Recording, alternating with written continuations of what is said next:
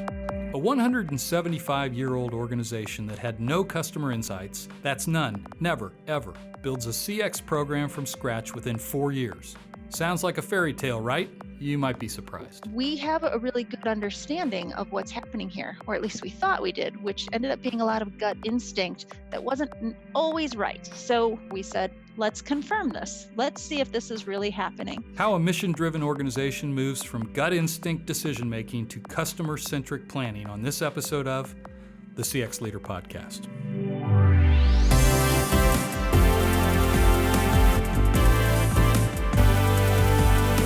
The CX Leader Podcast with Steve Walker is produced by Walker, a business consulting firm that helps our clients unlock the potential of their customer experiences by placing the customer at the heart of all their business decisions. You can find out more at walkerinfo.com. Hello, everyone. I'm Steve Walker, the host of the CX Leader Podcast, and thank you for listening. On the CX Leader Podcast, we explore topics and themes to help leaders like you leverage all the benefits of your customer experience and help your customers and prospects want to do more business with you. On this program, we primarily focus on customer experience within the for-profit space. You typically don't think of constituents of nonprofit organizations as quote-unquote customers per se, but when you get to the core of our work as CX professionals, the concepts are the same. So we thought as part of our Best Practices series, it would be interesting to look at customer experience from a not-for-profit perspective. My guest today was hired by the YMCA of the Greater Twin Cities in Minneapolis to help build out a retention program.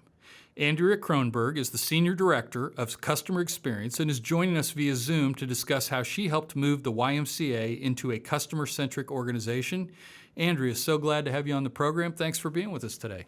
Well, thanks for having me, Steve. I'm excited to be here. I'm a big fan of not-for-profits. I think that they are the ultimate service business. I mean, in many ways, you are only providing an experience typically. There may or may not be products involved, but most not-for-profits don't. So before we get into that, though, why don't you just give us a little bit of background on how you got to the YMCA? Give me a little broad strokes of your career and your progression and how you got into the customer experience space, and then ultimately what drew you to YMCA. Yeah, absolutely. So I started my career in marketing, specifically in consumer loyalty, but I was always motivated by why do people do that and what is going on and how do we make sure as an organization that the products and the services we're selling really appeal to people and they have a great experience. So intuitively, I was doing customer experience in my mind before I even knew what customer experience was. I was trying to really understand and get in their shoes. So my career started out and continued on through loyalty marketing, spending 10 years in the client organization of a global hotel company. I then transitioned and spent several years consulting at a large marketing firm with clients in the B2B and B2C space around customer experience and how do you understand who your customers are, how do you deliver engaging experiences for them as well as bring your team members to be a part of that journey. After more years than I care to admit to, I started to just sit back and say, where do I want to do with the next phase of my career and my chapter? And I noticed that the YMCA of the Greater Twin Cities had this position, and it was really focused around retention. And it intrigued me. And so I reached out to the organization and had that opportunity to interview. And getting to meet the leadership and the team, it drew me in because it really aligned with my personal values of at the end of the day helping the community that I'm a part of be better and stronger and healthier. So I was able to bring my career excitement and passion of customer experience and bring it into a personal motivator of mine, which is how do you leave the world a slightly better place than before you entered it? What a great story. And we were talking offline that I'm very familiar with the YMCA here in our city, Indianapolis. But just for the perspective, I think most people know the name YMCA. It's got tremendous brand equity. But if you could just give us kind of a scope and scale of your operation there in the Twin Cities, just to give us some context. Yeah, so the YMCA is based on a federated model where we use the brand of the YMCA. We have our core pillars around youth development, healthy living, and social responsibility, but we really operate independent of each other. So, what you may experience of a YMCA in one part of the country is not always the same as what you have where you're at. So here in the Twin Cities, we are a very large association. In fact, we're the fourth largest Y in the world, focused around those pillars that I mentioned: healthy living, youth development, and social responsibility. We have a mixture of what are the well being centers, so the typical gym and swim that most people think of when they hear YMCA. We have 18 plus camp locations for day and overnight, youth and families. We have 90 plus childcare facilities where early childhood learning, before and after school care, things are opportunities for young people to be in a safe environment, a learning environment, develop their skills. We also do a lot of more behind the scenes work that people wouldn't recognize as the YMCA, where we have career pathways, where we're helping people with career preparation, or intervention services, where we're helping homeless youth find shelter, find places where they can, get a job, get educated, and bring themselves out of their current predicament. So the YMCA is wide reaching, and most people know us as the gym and swim, but we are really so much more, all focused around youth, healthy living, and social responsibility. In your intro, you said that you responded to a job that was posted around retention. Was that retention of all the stakeholder groups, or was it primarily the gym and swim, or was it more the corporate support?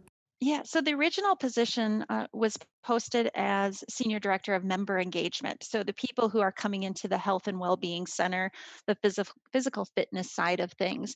And as part of the interviewing went through, uh, I just had the conversations of saying, I get our focus is on the membership side of things, but it's really more than just the retention. Retention is the outcome that is based on the experiences that we're having. So, can we have a conversation around what that looks like? And the leadership that we have here was very open to that idea. So, I would say from the beginning, we were able to start shifting it to be more of a customer experience position, to today, where it is a full fledged recognized position as customer experience.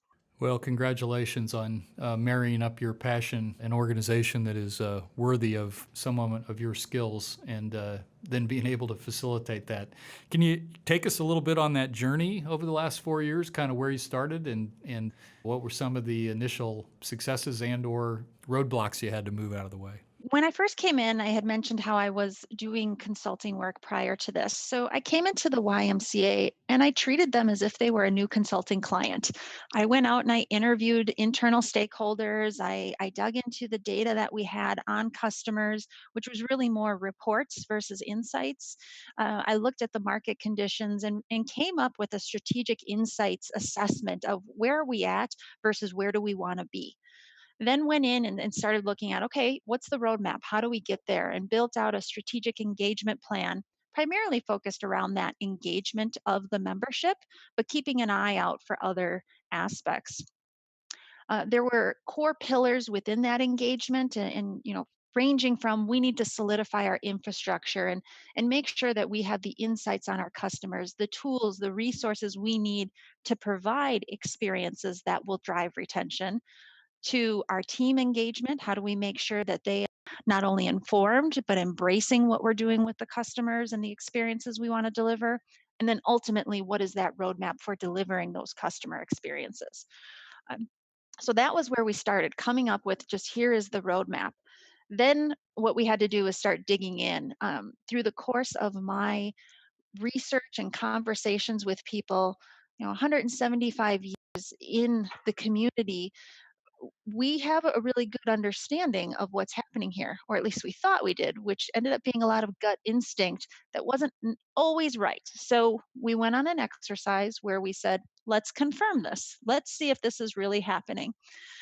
So we did some segmentation work. Well, we went through and we did journey mapping work to understand, what are the customers truly experiencing? What are those moments of truth where they just say, this is my place, this is the goals, everything is aligning, versus those friction points? And from there, we also applied some analytics and we started to craft a picture around, who are our customers? What is it like for them to be a customer at the YMCA? And where do we have those opportunities to serve them differently or better? And so that foundational work was built.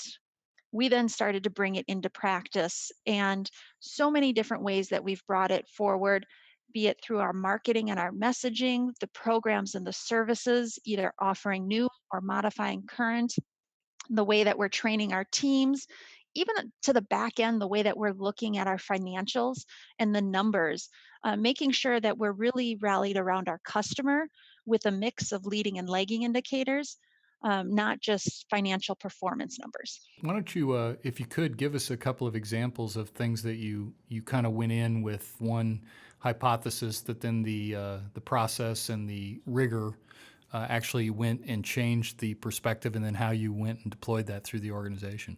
One of the entrenched insights or ideas that we had in the association of people that had been here for decades was that all members are coming in, or the vast majority of members are coming in because they are a health seeker. They want to do something with their health, either lose weight, work on a chronic illness, what have you.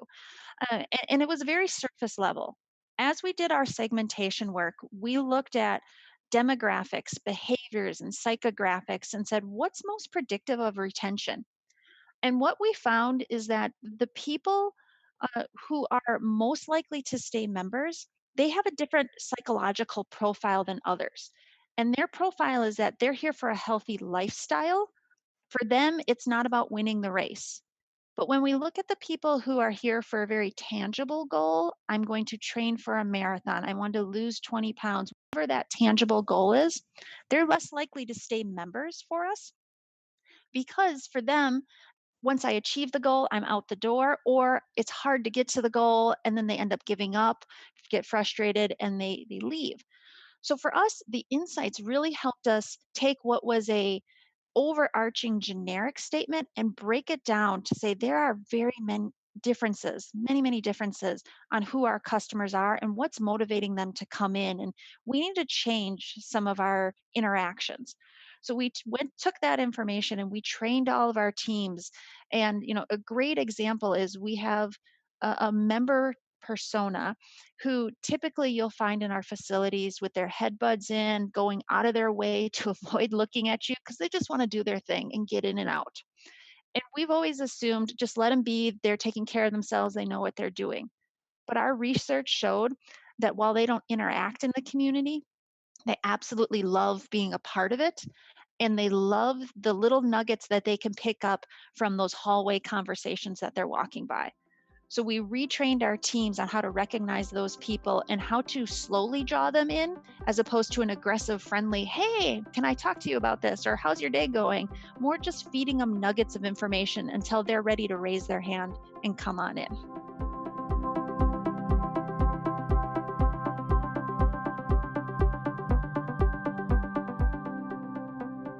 My guest on the podcast this week is Andrea Kronberg, and she's the Senior Director of Customer Experience at the YMCA, Twin Cities in Minneapolis. We're having a fascinating discussion about how Andrea went into the YMCA and really started a CX program from scratch. I think many of the professionals out there in the world would love to have this chance that you've had, and it's really been interesting to learn sort of how you took the initial assignment and kept working on something bigger and bigger. You talked about how much change has been going on. Can you talk about your relationship with the CEO and senior management? Were they on board all the way? Absolutely. They have been on board 100%. I was fortunate enough to start forming those relationships during my interview process and gave them a flavor for where I saw the opportunity. And so there was no surprises when I actually came into the role that that was where I was going to head. And what I would say is what has been hugely important in our ability to succeed in customer experience is that customer experience does not just sit in this little department where we work on things and then we push it out to others going, ooh, you need to do this and back away. It has been a collaborative effort from the get go, where we have leaders from all levels of the organization and all functions working together to say, the people we're serving, here's our opportunity. How do we then embrace that and refine and build better experiences? And then continually, how do we keep bringing in that customer voice? So if we look at our top customer experience priorities, our number one initiative that we came through this really deep exercise and came out saying this is our number one priority. Our chief operating officer is the one who owns that priority. And he raised his hand and said, I firmly believe this is the most important thing we can do. My organization within operations will be a critical piece of delivering the ultimate experience. I want to lead this. So I've been fortunate to have great leadership that understood where we needed to be. And then through building those relationships and keeping them involved in every aspect, helped nurture and grow their appreciation and desire to stay involved. That's a great story. And I think, again, it just shows the parallels to the success, whether you're in a not for profit or no matter what the industry is. There's some key characteristics. One is, a passionate leader. Number two is key top down management. I mean, it doesn't have to be there, but it sure is a lot easier when it is. And then obviously you've effectively navigated the organization and its complexities to get broad buy-in. So that's key too. Now that you're 4 years into it, can you quantify any of the results, or can you? Again, I don't want you to share anything that's confidential, but can you give us any examples of what the impact's been on the organization? We absolutely, I mean, it's critical being whether you're a for profit or a not for profit. If you can't measure things, you shouldn't be doing them. In a broad sense of things, because you need to know how you can be most efficient and effective.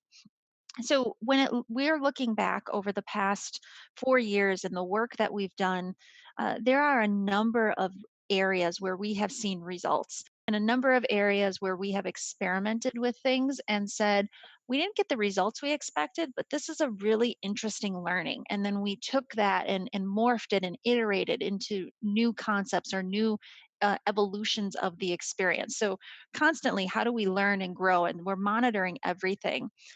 And where we've seen that is, from a tactical or programmatic level, we have been able to implement initiatives that help new members feel comfortable with the decision they made to join the YMCA and to help get them connected into the community so they get set on the path for, that lifestyle success that they need.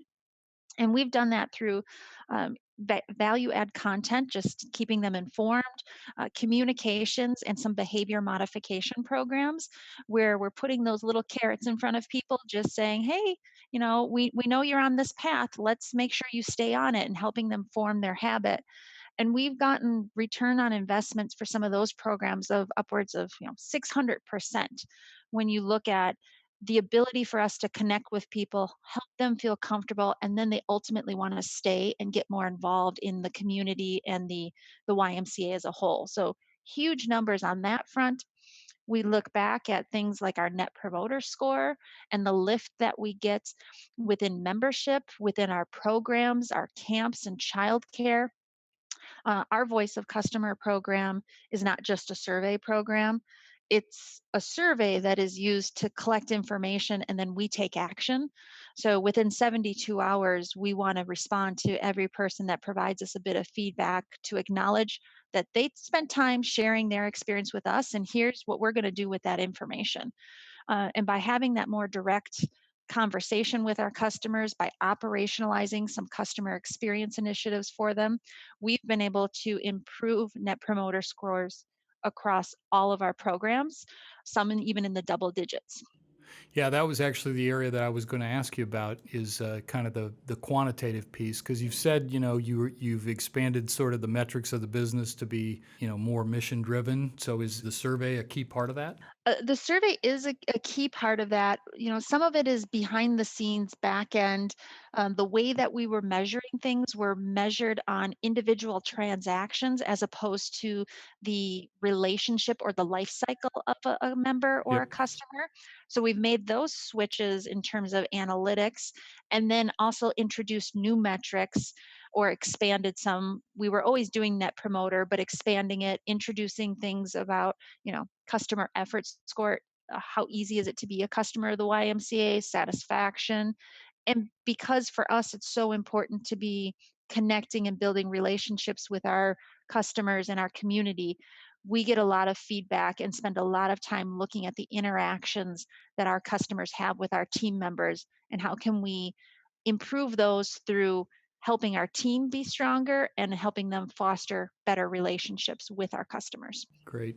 Well, Andrea, we've reached my favorite part of the show, and that's where I ask you for your best tip, or as we like to call it, take-home value. So we always ask all of our guests if you could just boil it down to one or two things that, say, if I'm a CX professional and I've listened to this podcast and maybe my program isn't quite as advanced, or maybe I do need to start from scratch, what is your best tip for our listeners? I would say my best tip, it might be two. So if you'll humor me and let me have two. You're advanced. The first one would be the customer advocate for your organization, especially if you're starting out a CX discipline. Really get to know, embrace, and own your customers and be a vocal advocate for them in everything that you're doing. Your organization is shifting to become more customer centric for a reason. Take that ownership of it. The flip side to that, or the complementary side to that, I should say, is one thing I always knew: change management and the skills and the efforts that went into that were a part of customer experience. But I never realized how important it would be in an organization where CX was a new discipline. I had the support and the motivation of the organization, but it still takes time to change old habits. 175 years of how we do things and look at the world, it can take time to change it. So don't underestimate the work you put into change management. That's a great tip, your second one. I think people always underestimate how difficult it is to drive change. And organizations don't get to be 175 if they don't got a lot of good things going on. But the world continues to change and change quickly. So congratulations on the great program you've put together. We've had a fascinating discussion today with Andrea Kronberg, and she is the Senior Director of Customer Experience at the YMCA of the Greater Twin Cities. Andrea, thanks so much for being the guest on the podcast today. Thank you, Steve. Really appreciate the opportunity to talk about our story. You have a great story. And if any of our listeners would like to get a hold of you, are you available on LinkedIn? Absolutely. I love connecting with people that are interested in CX or just want to have a conversation. Great. That's Andrea Kronberg, Krohnberg, and she's with the YMCA of the Greater Twin Cities, so you shouldn't have any problem finding her on LinkedIn. And if you want to talk about anything else you heard on the episode or previous episodes, or you want to know more about how Walker can help you with your business customer experience, you can contact me at steve.walker@walkerinformation.com or call me here in the U.S. at +1 317-843-8890. Don't hesitate to reach out. I'd love to hear from you. Don't forget to subscribe to the CX Leader Podcast. You can go to walkerinfo.com/podcasts, and you'll find our links to iTunes, Spotify, iHeartRadio, Google Play, and now we have our own YouTube channel as well. Simply go to walkerinfo.tv to listen. And if you haven't heard, Walker was named the Qualtrics 2019 CX Partner of the Year. You can learn more about that at walkerinfo.com/x4. Thank you for listening to this CX Leader Podcast, which is a production of Walker. We're a business consulting firm that can help you make customer experience your biggest competitive advantage. Find out more at walkerinfo.com. Thanks for tuning in, and we'll see you again here next time.